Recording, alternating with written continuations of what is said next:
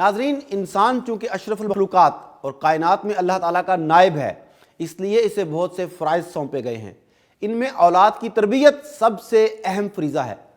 Doctor خالد علوی اپنی کتاب اسلام میں اولاد کے حقوق، اس میں رقم تراز ہیں کہ اللہ رب العزت قیامت کے دن اولاد سے والدین کے متعلق سوال کرنے سے پہلے والدین سے اولاد کے متعلق سوال کرے گا، کیونکہ جس طرح والدین کے اولاد پر حقوق ہیں، اسی طرح اولاد کے والدین پر حقوق ہیں، اور جیسے اللہ تعالیٰ نے ہمیں والدین کے ساتھ نیکی کرنے کا حکم دیا ہے، ایسے ہی اس نے ہمیں اولاد کے ساتھ احسان کرنے کا بھی حکم دیا ہے۔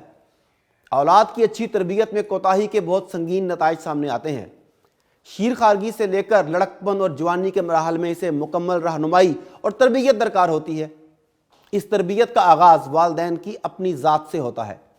اولاد کے لیے پاک اور حلال غذا کی فراہمی والدین کے ذمہ ہے۔ یہ تبھی ممکن ہے جب وہ رزق حلال کمائیں۔ یاد رکھیں، والدین جھوٹ بولنے کے عادی ہیں تو بچہ بھی جھوٹ بولے گا۔ والدین کی خرابیاں نہ صرف ظاہری طور پر بچے کی شخصیت پر اثر انداز ہوتی ہیں، بلکہ باطنی طور پر بھی یہ خرابیاں اس کے اندر رچ بس جاتی ہیں۔ والدین کے جسم میں گردش کرنے والے خون میں اگر حرام، جھوٹ، فریب، حسد اور دوسری خرابیوں کے جراثیم موجود ہیں تو یہ جراثیم بچے کو بھی وراثت میں ملیں گے۔ بچوں کے ساتھ احسان اور ان کی بہترین تربیت کرنا دراصل امانت صحیح طریقے سے ادا کرنا ہے، اور ان کو آزاد چھوڑنا اور ان کے حقوق میں کوتاہی کرنا دھوکہ اور خیانت ہے۔ کتاب و سنت کے دلائل میں اس بات کا واضح حکم ہے کہ اولاد کے ساتھ احسان کیا جائے، ان کی امانت کو ادا کیا جائے، ان کو آزاد چھوڑنے اور ان کے حقوق میں کوتاہیوں سے بچا جائے، کیونکہ اللہ تعالیٰ کی بے شمار نعمتوں میں سے ایک بڑی نعمت اولاد ہے۔ اور اس میں کوئی شک نہیں کہ اگر اولاد کی صحیح تربیت کی جائے تو وہ آنکھوں کا نور اور دل کا سرور ہوتی ہے، لیکن اگر اولاد بگڑ جائے اور اس کی صحیح تربیت نہ کی جائے تو وہی اولاد آزمائش بن جاتی ہے۔ اسی لیے اسلام نے جہاں والدین کے حقوق پورے کرنے پر زور دیا ہے، وہی والدین کا بھی یہ فرض ہے کہ وہ اپنے بچوں کی بہترین تربیت کر کے انہیں معاشرے کا ایک اچھا رکن بنانے میں اپنا کردار ادا کریں، تاکہ وہ ایک اسلامی مثالی معاشرے کی تشکیل میں اپنا حصہ ڈال سکے۔ مگر دیکھا یہ گیا ہے کہ آج والدین اپنے بچوں کو دنیاوی اعلیٰ تعلیم، اچھے گھر، اچھی گاڑی اور وراثتی جائیداد کے لیے تو پریشان نظر آتے ہیں، مگر انہیں اپنے بچوں کی تربیت اور اخلاق کی بہتری اور دائمی زندگی کی فکر ہی نہیں۔ اسی ضمن میں مولانا شفیع عثمانی صاحب نے اپنی تفسیر معرف القرآن میں بچوں کی اچھی تربیت نہ کرنے کو والدین کا اپنی اولاد کو قتل کرنے کے مترادف قرار دیا ہے۔ سورہ انعام کی آیت وَلَا تَقْتُلُوا أَوْلَادَكُمْ خَشْيَةَ املاق کی تشریح کرتے ہوئے مفتی محمد شفیع صاحب اپنی تفسیر معرف القرآن میں لکھتے ہیں کہ اولاد کی تعلیمی و اخلاقی تربیت نہ کرنا اور بے دینی کے لیے آزاد چھوڑ دینا بھی ایک طرح سے قتل اولاد ہے۔ قرآن کریم نے اس شخص کو مردہ قرار دیا ہے جو اللہ کو نہ پہچانے اور اس کی اطاعت نہ کرے۔ سورہ انعام کی 122 نمبر کی آیت میں اسی بات کی طرف اشارہ ہے۔ أَوَمَنْ كَانَ مَيْتًا فَأَحْيَيْنَاهُ وَجَعَلْنَا لَهُ نُورًا يَمْشِي بِهِ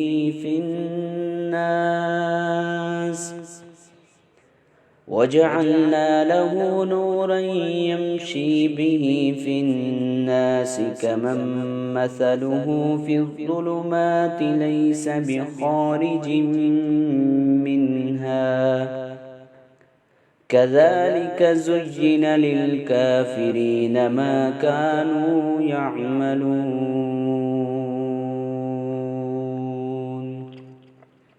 ظاہری قتل کا اثر تو صرف دنیا کی چند روزہ زندگی پر پڑتا ہے، مگر یہ قتل انسان کی اخروی اور دائمی زندگی کو تباہ کر دیتا ہے۔ ناظرین، یوں معلوم ہوا کہ بچوں کی اچھی تربیت کرنا ان کا اولین حق ہے۔ دیگر افراد معاشرہ کی طرح بچوں کا بھی ایک اخلاقی مقام اور معاشرتی درجہ ہے، بلکہ اسلام نے بچوں کے حقوق کا آغاز ان کی پیدائش سے بھی پہلے کر دیا ہے۔ ان حقوق میں حق زندگی، حق وراثت، وصیت اور نفقہ جیسے حقوق شامل ہیں۔ قربان جائیے نظام اسلامی پر، جہاں بچوں کے حقوق کی ضمانت ان کی پیدائش سے پہلے ہی فراہم کر دی جاتی ہے۔ دنیا کے کسی نظام قانون میں ایسی مثال نہیں ملتی۔ ناظرین، مفتی شفیع عثمانی صاحب کی اس بات کا جائزہ ہم آخر میں پیش کریں گے کہ ہم کس طرح اپنی اولاد کو اپنے ہاتھوں قتل کر رہے ہیں۔ اس سے پہلے ہم اولاد کی تربیت کے حوالے سے قرآن و سنت کے جو احکامات ہیں وہ مختصراً آپ کے سامنے پیش کریں گے۔ ان احکامات کی روشنی میں ہم سب کو اپنا جائزہ لینا ہوگا کہ ہم ان پر کتنا عمل کر رہے ہیں۔ اس کے ساتھ ساتھ جب ہم تربیت کی بات کر رہے ہیں تو پھر ہمارے لیے تربیت کے مفہوم کو سمجھنا بھی ضروری ہے۔ لفظ تربیت ایک وسیع مفہوم رکھنے والا لفظ ہے۔ اس لفظ کے تحت افراد کی تربیت، خاندان کی تربیت، معاشرے اور سوسائٹی کی تربیت بھی شامل ہے۔ ان سب اقسام کی تربیت کا اصل مقصد و غرض عمدہ، پاکیزہ، با اخلاق اور با کردار معاشرے کا قیام ہے۔ تربیت اولاد بھی انہی اقسام میں سے ایک اہم قسم ہے۔ آسان الفاظ میں تربیت کی تعریف یوں کی جا سکتی ہے کہ برے اخلاق و عادات اور غلط ماحول کو اچھے اخلاق و عادات اور ایک صالح پاکیزہ ماحول سے تبدیل کرنے کا نام تربیت ہے۔ تربیت دو قسم کی ہوتی ہے، ظاہری اور باطنی۔ ظاہری اعتبار سے تربیت میں اولاد کی ظاہری وضع، لباس، کھانے پینے، نشست و برخاست، میل جول، اس کے دوست احباب اور تعلقات و مشاغل کو نظر میں رکھنا، اس کے تعلیمی قواعد سے آگاہی اور بلوغت کے بعد ان کے ذرائع معاش کی نگرانی وغیرہ کے امور شامل ہیں۔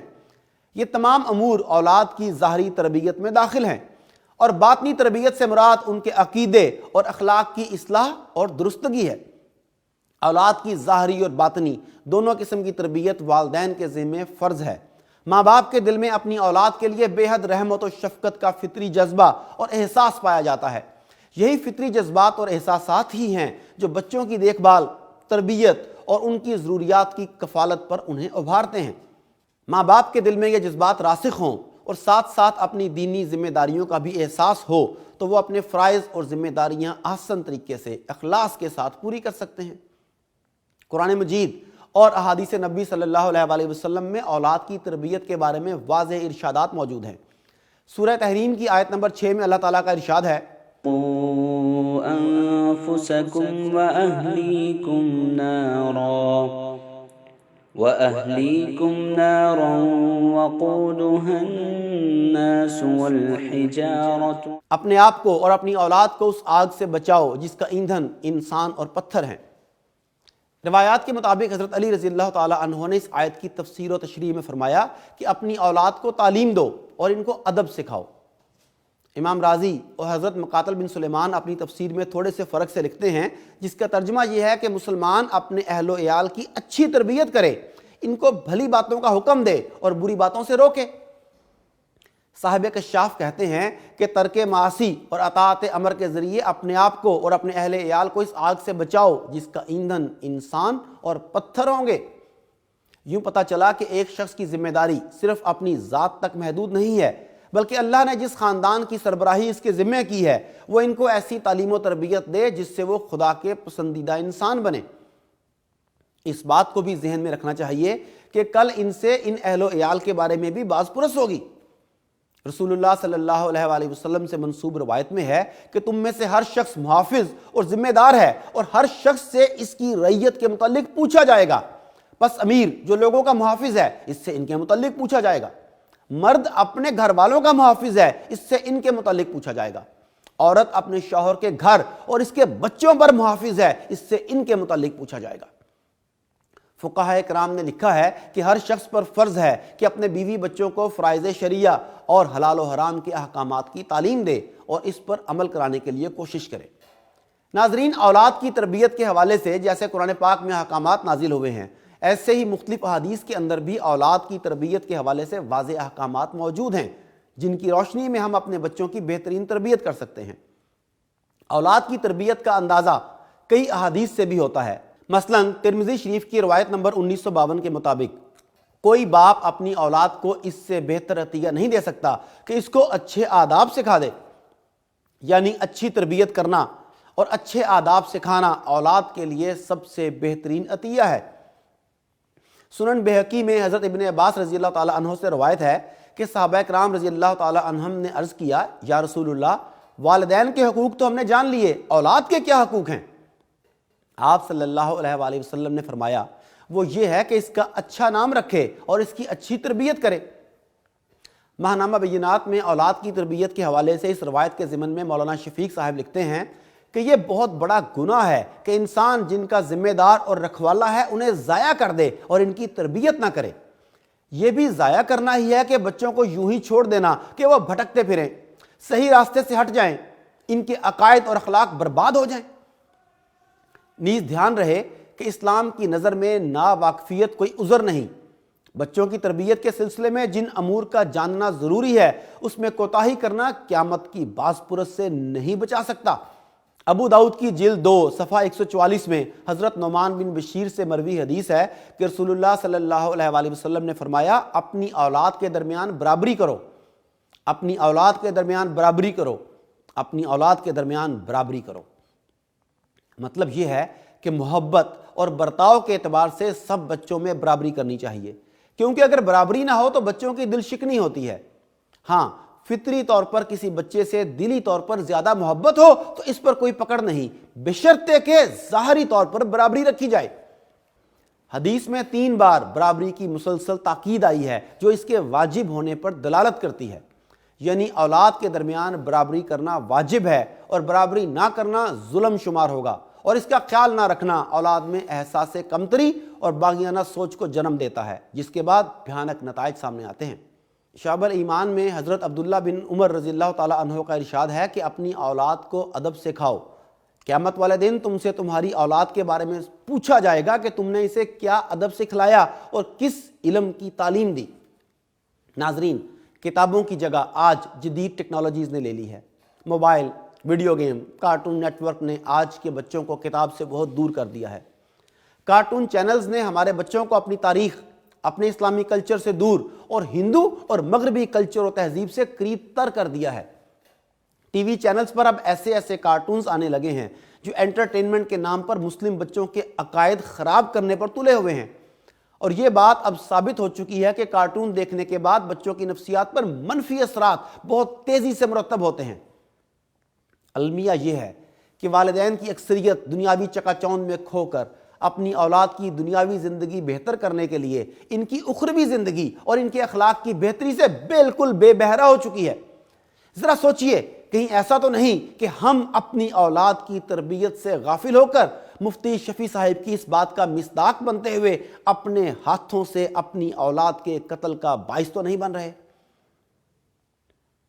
آج سے کچھ عرصہ پہلے کی بات ہے جب فارغ اوقات میں اور بالخصوص شام کے سائے پھیلتے ہی بچے آج کے برعکس ٹیلی ویژن، کیبل یا انٹرنیٹ سے دل بہلانے کی بجائے دادا دادی، نانا نانی کے پاس جمع ہو جاتے، ان سے کردار ساز ایسی اصلاحی کہانیاں سنا کرتے جن کا اختتام ہمیشہ کسی اخلاقی قدر سے وابستہ ہوتا۔ یہ کہانیاں بچوں کو کچھ نہ کچھ سبق دے کر ختم ہوتی۔ اسی طرح تاریخ اسلام کے سچے واقعات، صحابہ و صحابیات کی روشن مثالیں دے کر بچوں کو نیک اور صالح فطرت سے قریب تر رکھا جاتا۔ الغرض ہر گھر اپنی علمی استعداد اور ماحول کے پیش نظر بچوں سے ذہنی، قلبی اور جسمانی قرب و تعلق بزرگوں کے ساتھ قائم رکھتا۔ دیندار گھرانوں میں نماز، چھوٹی صورتیں، دعائیں یاد کروانا انہی بزرگوں اور والدین کا کام ہوتا تھا، لیکن آج یہ سب ایک خواب بن چکا ہے۔ غربت، جہالت، بے شمار مصروفیات اور مشینی زندگی نے ہماری معاشرتی اور سماجی زندگی کے حسن کو گہنا دیا ہے۔ بزرگوں اور والدین کی حکیمانہ باتیں اور دادی نانی کی لوریاں پس پردہ چلی گئی ہیں۔ ٹی وی، انٹرنیٹ اور کیبل کی آمد نے رہی سہی کسر بھی پوری کر دی ہے۔ بزرگ تنہائی کا شکار ہیں۔ بچوں کے والدین دن بھر گھر سے باہر رہنے کے بعد تھکے ہارے گھر کو لوٹتے ہیں تو وہ بھی انٹرنیٹ اور کیبل میں راحت کا سامان تلاش کرتے ہیں۔ بچوں پہ ہوم ورک، ٹیوشن، نصابی کتب کا بوجھ اس قدر زیادہ ہوتا ہے کہ وہ گھر کے افراد میں مل جل کر بیٹھنے اور کچھ کہنے سننے کی حسرت دل میں لیے سو جاتے ہیں۔ یوں موجودہ دور کا المیہ کہ والدین اور اولاد میں خلیج تیزی سے وسیع ہوتی جا رہی ہے ایک تلخ حقیقت بن کر سامنے آ رہا ہے۔ ناظرین، بچوں کی تربیت میں گھر کے بزرگوں مثلا دادا دادی، نانا نانی کا بڑا رول ہوتا ہے۔ اسلامی تہذیب میں یہ رشتے شجر سایہ دار کی حیثیت رکھتے ہیں۔ دادی یا نانی کی زبان سے سنی اخلاقی کہانیوں کا کوئی بدل نہیں ہو سکتا۔ یہ ایک ایسا لٹریچر ہے جو نہ صرف تا زندگی آدمی کے ذہن میں نقش رہتا ہے بلکہ اس سے آدمی کی شخصیت میں نکھار اور اس کے اخلاقی معیار میں بلندی آتی ہے۔ آج بھی اگر ہم اپنے معاشرے، اپنی اولاد اور اپنے مستقبل کو بچانا چاہتے ہیں تو پھر ہمیں اپنے بچوں کی تعلیم و تربیت قرآن و سنت کے احکامات کے مطابق کرنا ہوگی۔ جب ہم اپنے بچوں کی تربیت قرآن و سنت کے حسین اور روشن پہلوؤں کو مد نظر رکھتے ہوئے کریں گے تو یہ یقیناً نہ صرف ہمارے اپنے لیے بلکہ اس معاشرے اور ہماری آنے والی زندگی کے لیے بھی بہتر ثابت ہوگا۔ امید ہے کہ آپ ان باتوں کو ذہن میں رکھیں گے۔